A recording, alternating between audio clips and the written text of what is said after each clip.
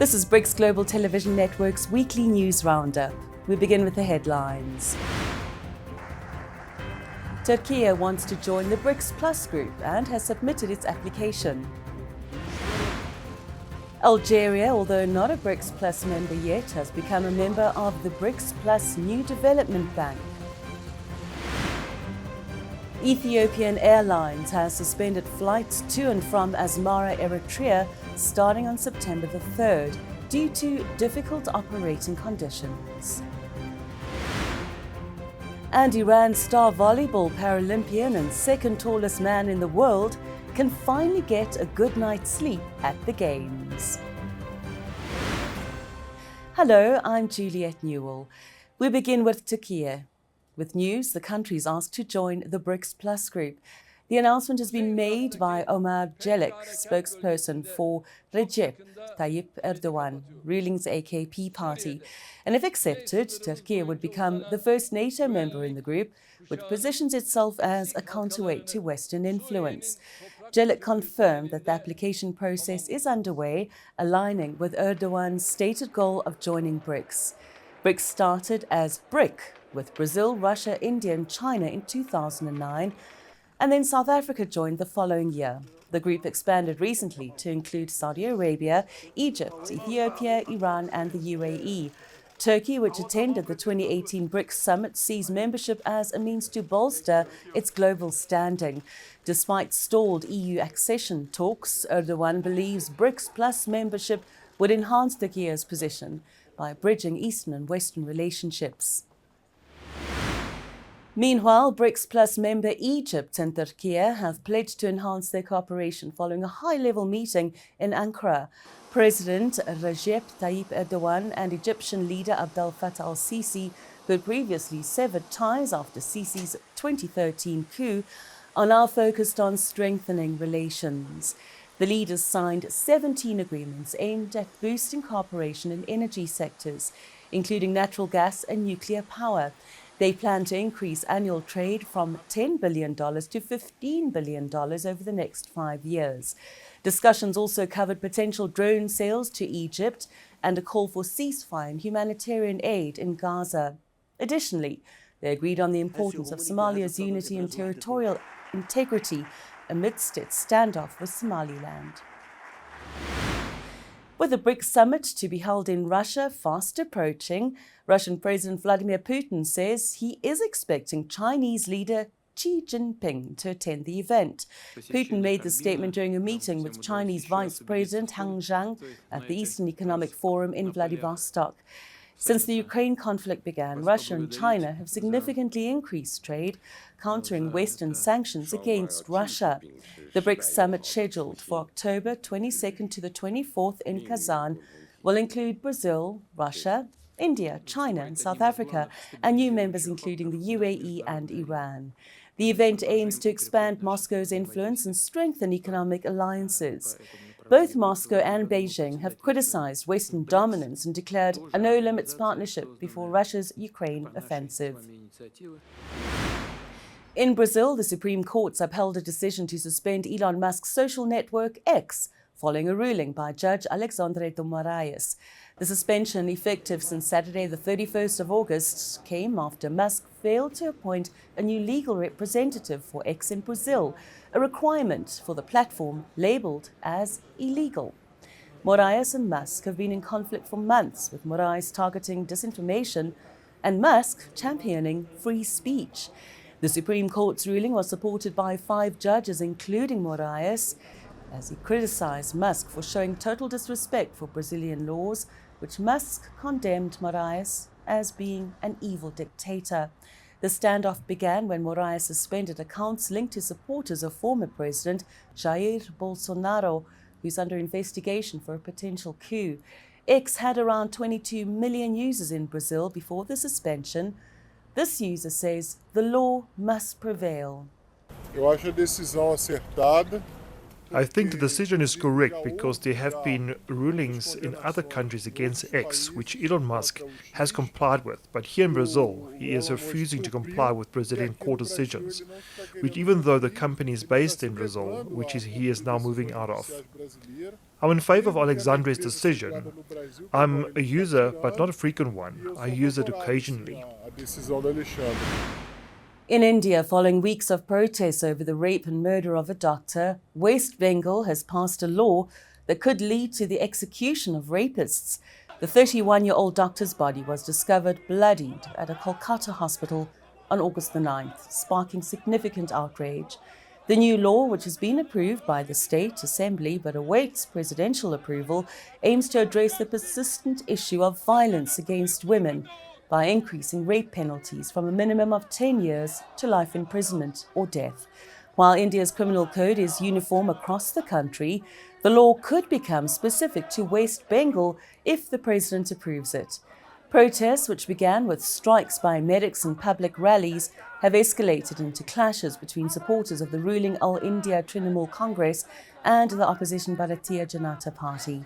The case was drawn comparisons to the 2012 Delhi gang rape, highlighting ongoing concerns about sexual violence in India.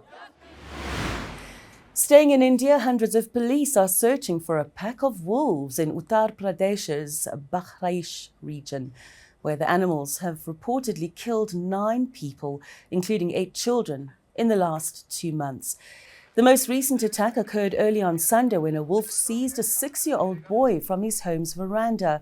Residents are on high alert, conducting all-night vigils using guard dogs and setting off firecrackers to deter the wolves. Wildlife experts attribute the unusual aggression to severe flooding, which has displaced the wolves from their natural habitat and depleted their usual prey. The Uttar Pradesh government has mobilized over 150 armed personnel and forestry officials using drones and various methods to capture the wolves, including setting up traps. The situation's caused widespread panic, even leading to the mistaken killing of a jackal in neighboring Bihar.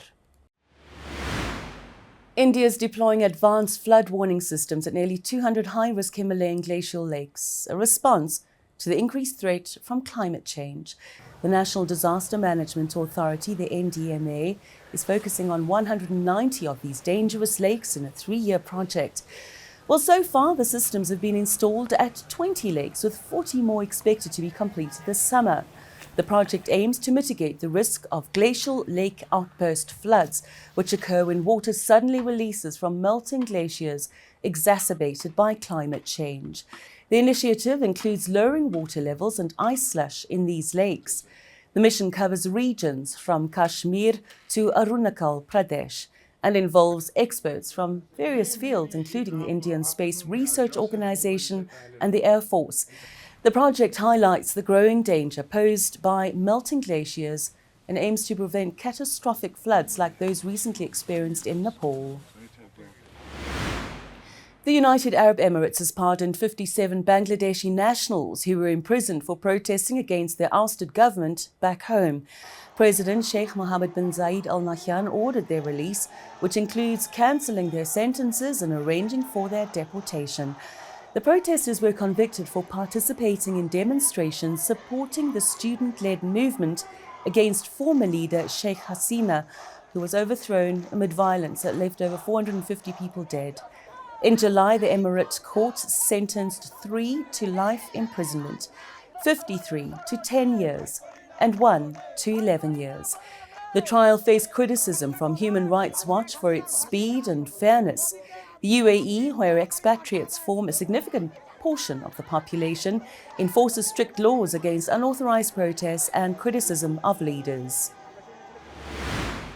And Iran's investigation into the May helicopter crash that killed President Ibrahim Raisi has concluded that bad weather was the cause.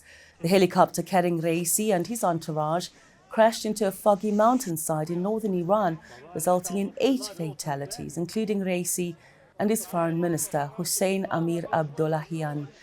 The investigation attributed the crash to complex climate and atmospheric conditions and dense rising fog.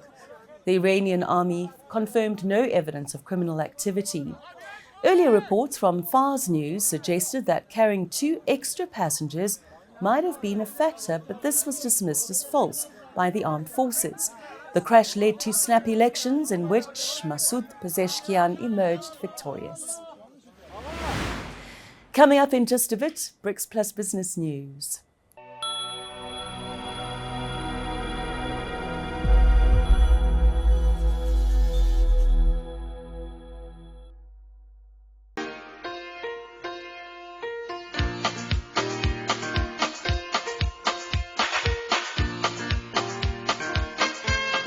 South African townships have had a significant influence on the sound of music.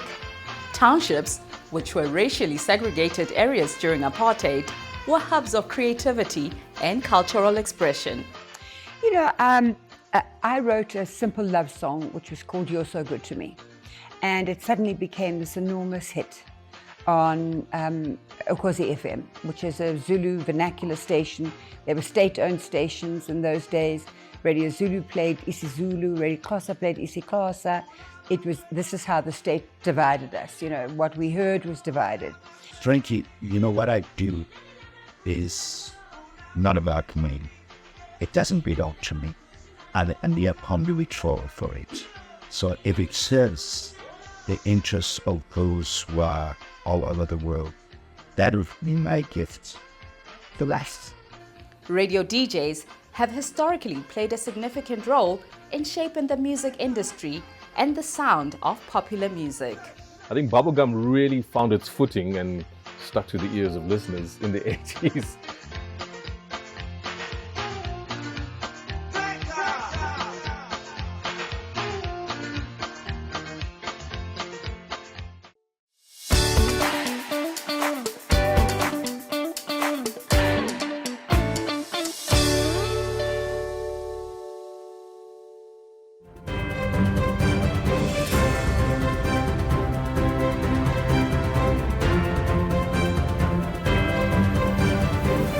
We begin with an interesting BRICS Plus development. Algeria has been approved for membership in the BRICS New Development Bank, the NDB. That's according to the country's finance minister. Algeria is not a BRICS Plus member, though. Not yet anyway. During the 15th BRICS summit held in Johannesburg, South Africa last year, Algeria was not selected for membership in the 2023 expansion, despite its interest and political alignment with the group. Well, joining the NDB marks a significant step for Algeria in integrating into the global financial system.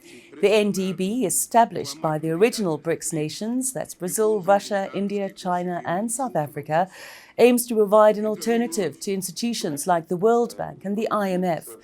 Algeria's membership was based on its strong macroeconomic performance, classifying it as an upper-tier emerging economy. This move is expected to support Algeria's economic growth, especially as Africa's leading natural gas exporter. In China, 6 major banks have increased their support for the real estate sector. As of June, the combined outstanding loans to property developers by Industrial and Commercial Bank of China, China Construction Bank, Agricultural Bank of China, Postal Savings Bank of China and Bank of Communications reached 4.4 trillion yuan, an 8% rise from 327 billion yuan from the last year. This increase is part of a government initiative to support whitelist housing projects. Despite a slight decrease in net profits, down about 1% to 683 billion yuan, all 6 banks reported lower non-performing loan ratios and declared mid-year dividends to shareholders. China is hosting the 2024 Forum on China-Africa Cooperation Summit in Beijing. During the opening banquet, Chinese President Xi Jinping affirmed that regardless of international developments, the friendship between China and Africa remains strong and continues to deepen over time.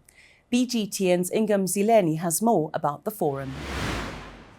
South African President Cyril Ramaphosa expressed his gratitude for the invitation and reminisced about President Xi's visit to South Africa last year, which coincided with the 25th anniversary of diplomatic relations between the two countries. He also highlighted the progression of their relationship, noting the transition from a comprehensive strategic partnership to an all-round strategic cooperative partnership in a new era. And the Minister of Electricity and Energy is here with us. And he has been overjoyed to hear the type of things that your energy companies are doing here, because we've been taking very important steps to solve our energy problem. We've had an energy crisis over a number of years. And we are grateful that a number of your companies have been playing a role in improving our energy system in South Africa. And the Minister of Electricity and Energy here will testify to that. And we want to encourage your companies to do much more in South Africa. This new phase aims to enhance political and economic ties for the mutual benefit of both nations. He outlined South Africa's commitment to supporting the African Union's Agenda 2063 and continuing progressive internationalism, while reaffirming adherence to the One China policy. In his remarks, Ramaphosa acknowledged the increase in bilateral trade, but expressed a desire to address the trade deficit and encourage more sustainable investments from China. He praised recent progress in development cooperation and projects under the Forum on China-Africa Cooperation, while also pledging South Africa's support for the 2024 Forum on Africa-China Cooperation Summit. Looking ahead, South Africa's presidency of the G20 summit next year will spotlight developmental challenges faced by Africa and the global south. Ramaphosa conveyed confidence in the ability of both nations to find common ground on various global and regional issues through open dialogue. Ingam Zileni, BGTN, Johannesburg, South Africa. Staying in China, earlier this week, a multinational company specializing in electronics, automotive and renewable energy technologies, BYD, announced plans to open a manufacturing plant in South Africa and seek policy support from the South African government. Well, this highlights a key outcome of South African President Cyril Ramaphosa's visit to Shenzhen before heading to the FOCAC summit. President Ramaphosa and his economic ministers explored Shenzhen, a major economic and technology hub in Guangdong province, on Tuesday. Their tour included visits to the headquarters of prominent tech firms, notably BYD, China's leading new energy vehicle manufacturer. President Ramaphosa was notably impressed by BYD's technological advancements and its global footprint. This visit suggests a promising future for increased cooperation between South Africa and China in the NEV sector, potentially fostering significant bilateral economic growth. India's Adani Group and Total Energies are partnering in a $444 million solar venture in Gujarat. The joint venture will manage a 1,150 megawatt portfolio of solar projects, with Adani Green Energy contributing its current assets. Total Energies will invest to accelerate project development. Both companies will hold equal stakes in the venture, with Total Energies also holding a 19.75% share in AGL. The project is based at the Kavdas site, the world's largest renewable energy plant, covering 538 square kilometers and aimed at generating 30 gigawatts of solar and wind power, of which 2 gigawatts is already operational. The electricity will be sold to the Solar Energy Corporation of India and in the wholesale market. Now, this move aligns with Total Energy's goal to expand its renewable capacity from 22 gigawatts to 35 gigawatts by 2025. Brazil's economy, the largest in Latin America, has exceeded expectations with a 1.4% growth in the second quarter, according to data released on Tuesday. This uptick follows stagnant growth in the last two quarters of 2023 and a 3.3% increase year on year.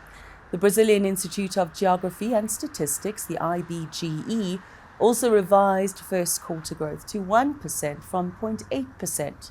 Now, market predictions had estimated a 0.9% increase, according to Valor Econômico. The positive data supports President Luiz Inácio Lula da Silva's forecast of a quicker economic recovery. And there's also been a shift in the agriculture sector, which fell by 2.3% to strong performances in industry sectors like electricity, gas, water, and construction. Increased household and government spending improved labour market conditions, lower interest rates, and higher credit availability contributing to growth. Unemployment dropped to 6.8%, while inflation rose to 4.5% over 12 months.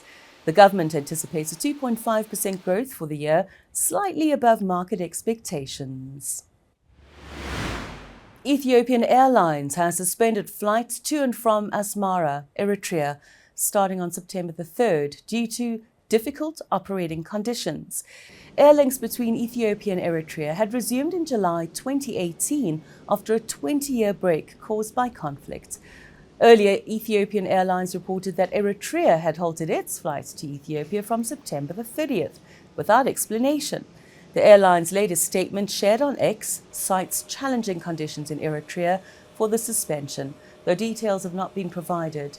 Indirect flights to Asmara from Ethiopia are still available on the airline's website. The Eritrean government has not commented on the suspension nor the previous flight's halt, maintaining its stance of diplomatic isolation and restricted media access. Meanwhile, Hong Kong's Cathay Pacific will resume full flight operations by Saturday after addressing issues with defective engine fuel lines on its Airbus A350 planes. The airline grounded 48 A350s earlier this week following a Zurich-bound flight that had to return shortly after takeoff. Inspections revealed that 15 aircraft required fuel line replacements, with 6 already repaired and cleared for service. Cathay plans to fix the remaining 9 by Saturday. The issue, which affected Cathay's regional routes, prompted similar checks by other airlines. While Cathay cancelled 90 flights, other carriers like Japan Airlines and Singapore Airlines reported no impact. Airbus and Rolls-Royce are cooperating with the investigation but have not yet provided further comments. Hong Kong's Civil Aviation Department has notified relevant authorities, emphasizing the critical nature of the fuel line issue. Coming up in just a bit, BRICS Plus Sports News.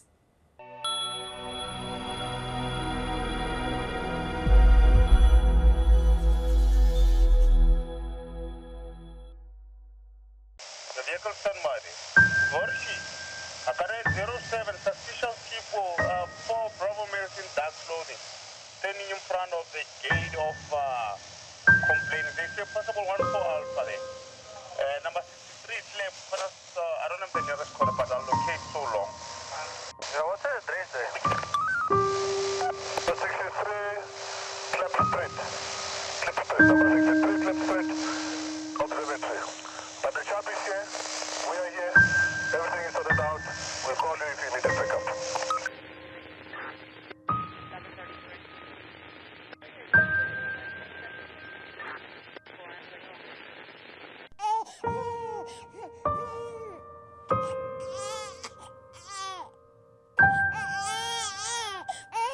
What the hell do you want from me? Leave my kids alone!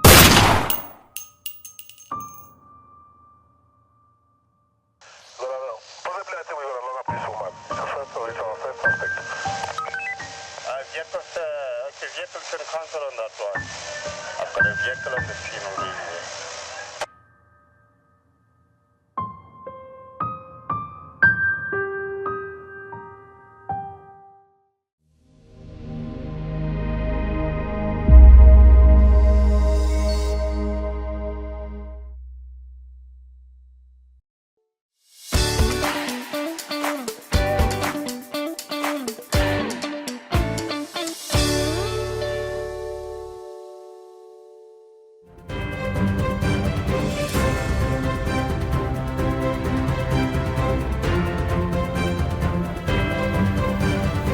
Brazilian swimmer Gabriel Zinho has clinched his 3rd gold medal at the Paris Paralympics on Monday, completing a golden treble.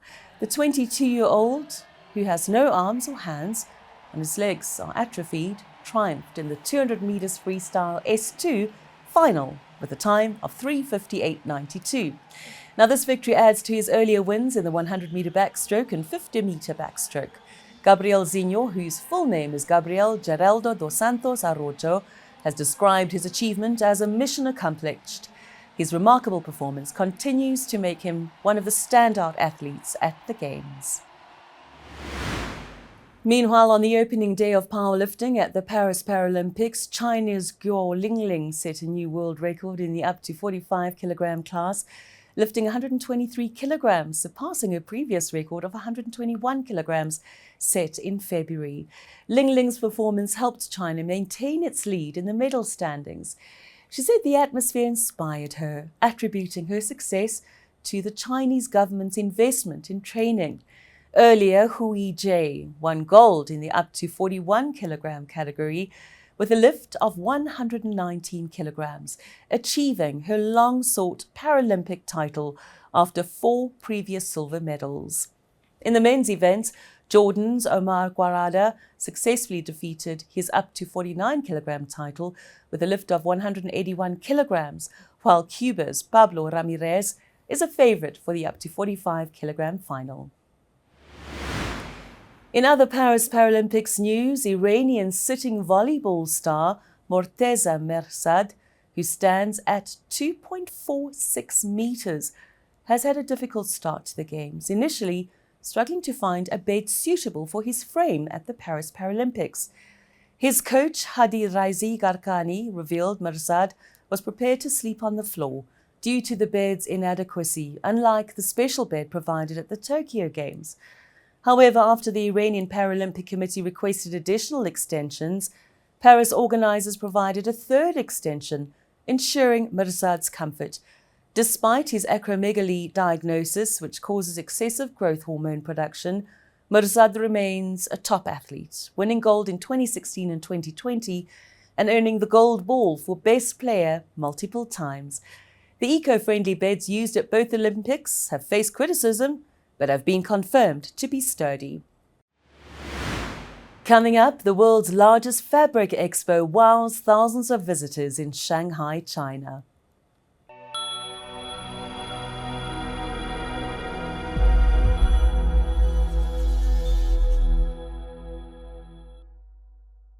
Well, here we have it. Time to turn things around. You caught the taxi and watched the money drain out of your account. Now we're going to pay you if you are lucky enough to catch our taxi. Small problem. You've got to know a few things about BRICS. No, not the stuff you build your house with. Welcome to the BRICS on Wheels show.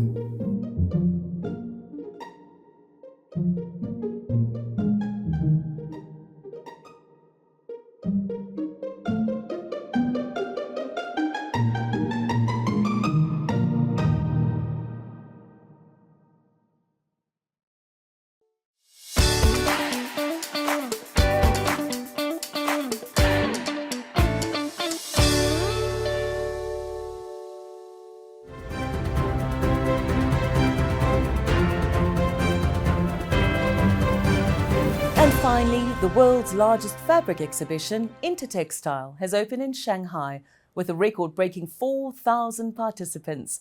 This event showcases new products and innovations from leading textile manufacturers globally. For instance, Prutex is presenting a groundbreaking technology for chemical processing of nylon, the first of its kind in China.